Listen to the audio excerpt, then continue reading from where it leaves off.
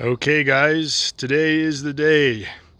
I finally expanded the gray tank capacity on my 15 TB and I couldn't be more excited about it. The original gray tank capacity on this thing is only 12 gallons, which is nonsense because the black tank is also only 12 gallons, but it has a 32 gallon freshwater tank. 24 gallons of holding capacity, but 32 gallon freshwater. It makes no sense. Like, why would they not just automatically put a bigger tank on there? There's room under there, as you'll see, that it could have totally fit. But anyways, I was tired of taking my bucket out of the sink and, letting that fill up and then dumping that out, and just to conserve water. And it wasn't even a water issue, it was a holding tank capacity issue.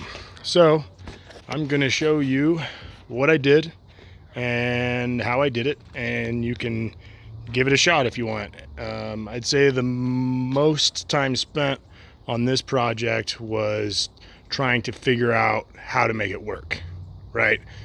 Getting the parts and stuff is fine, but if I had this video and I could mimic it, I think you could acquire the parts and get this done in an afternoon, seriously. So it took me, a couple days of work. A lot of it was thinking and sitting down and figuring and measuring, and anywho, so we're gonna come over here and I'm gonna show you what I did. So here is where normally the gray and the gray tank normally comes right here, and it goes in here. This is the black tank valve. I cut that off and replaced it with just the single valve. So now this is just a black tank, which is fine because when you put the hose on it and you get all the sewage out, then you can run water through the system and clean it out. So it's the same thing as running the gray water to clean out the hose. And we only use our bathroom for number one, so not really concerned about that. It's just pee. So over here is where the magic is. So there is the extended gray tank there. I added 15 gallons, so more than double. And you'll see all I didn't even have to replace anything in here. I used this existing step down that they have on the factory gray tank, and all I did was right past the elbow, I just cut it with a saw, and then I put on my own connector, and these are just two, I think these are 60-degree connectors, and I just put them one after another, and then I kind of twisted them until the angle and everything was just right, like I twisted it with both hands in each direction until I got it to match. So I just have a regular 1.5 inch pipe, the gray tank valve itself.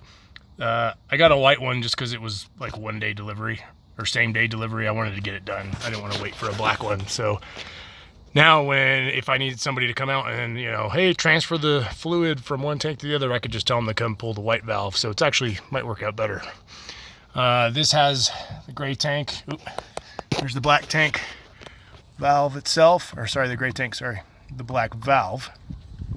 And this was all one unit. I just purchased it on Amazon. It was like 40 bucks. It wasn't that big of a deal. So I'm gonna go get on my creeper and I will show you what I did here. Hello, you're gonna go with me. Let's go for a ride. Okay. Whee! So there you can see how I did the plumbing. It's very easy. See, there's those two pieces I was telling you about. I just twisted them until the angle was just right to go right in. I just used regular ABS pipe glue. It was like $5 for a little bottle because I only needed to do like 4 joints, so I didn't need a lot. This tank came with pre-installed sensors. I don't plan on using them. What I'm gonna do is leave these closed, and then I'm gonna wait until the original tank is completely full. And then at that point, I know that I've used a little less than half of our total capacity, right? So once this is full, I'm like, oh, if it's been, say, 3 days, okay, I know we have maybe 4 days now because this one's a little bit bigger. So I'll come out here, I'll pull these valves, and I'll transfer all the stuff into the new tank. And then at that point, I know that I have about 3 or 4 more days left, or however long it may be. So it just gives me a gauge so I'm not blindsided and one day, you know, the tank's full. Oh crap. So these, I'm not going to use these tank sensors. I'm just going to use the original one. There's really no point in my opinion. So all I did was got some 1x1 angle iron from Home Depot. The 6-foot bars. That's all I did. And I have a bunch of hardware. I happen to have a bunch, but obviously you can get these anywhere. These are nylocks, so these will never come undone. I didn't have to use Loctite or anything of that nature. And I just got 2 6-foot bars. Run the length of the tank. And once I had the thing up here, then I drilled holes in the tank lip itself so I have bolts holding the tank all the way along it. So between the bar and the structural integrity of the tank itself, this tank is actually stronger and more secure than the factory tank, because the factory tank is just sitting there, it's wedged up there. You'll see. Well, I know it's probably hard to see what's going on, but see, this is the bar and then this is the lip, and it's just wedged up here against the top. I can actually move the tank, whereas this one is rock solid. It is one with the camper. It does not move at all. So let's go under here. Oops, sorry with my hand. We'll go under the axle here, and I'll show you. Oh.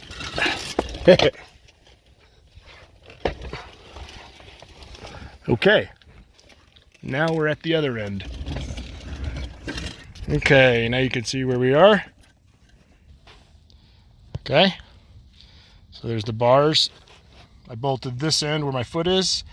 That bar was already on the camper. I just drilled a little hole and bolted it to that.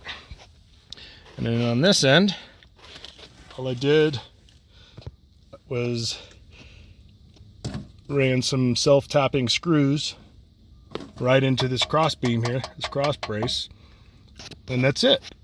All of this is bolted together. There's no welds. I wanted it to be repairable, serviceable, and in fact I actually had to take this off once to do some adjustments, and I had the whole thing down in like 5 minutes, because all I had to do was unbolt the side things, the front thing, slide the tank forward, and then undo these screws, and the whole thing just came out. It was super easy. I was very happy with that. So, because at some point this may leak or, you know, need to be repaired, and instead of having to grind off a bunch of welds and all that, so everything I do is serviceable and thought of for the future. This is a vent that I installed because the pressure, the air gap inside the tank, it needs somewhere to go, right? So I have this tank, it is slightly tilted forward. So it's tilted like this. It's got about a 3.5 inch drop. So that does two things.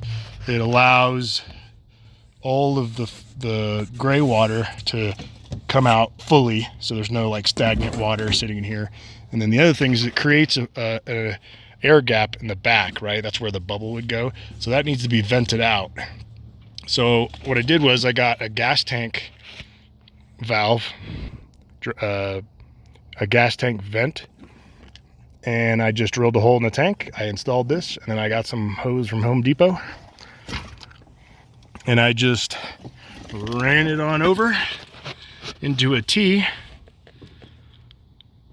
And the reason I did a T is so this actually runs uphill. So the chance of water coming through here is slim, because this end of the tank here, this end of the tank is the same height as the factory tank. So the water would never actually get to this nipple until both tanks are completely filled to the top. That's when it would get to this point. And at that point, if it's like a driving sloshing issue, what I did was I put a T here, and that way, if the water were to slosh over here, which is unlikely but possible, then it would just fall down into this hose. And I added a little drain valve here by the freshwater tank. All I do is turn this and it drains the water out. So that does a couple things. If water gets trapped in here,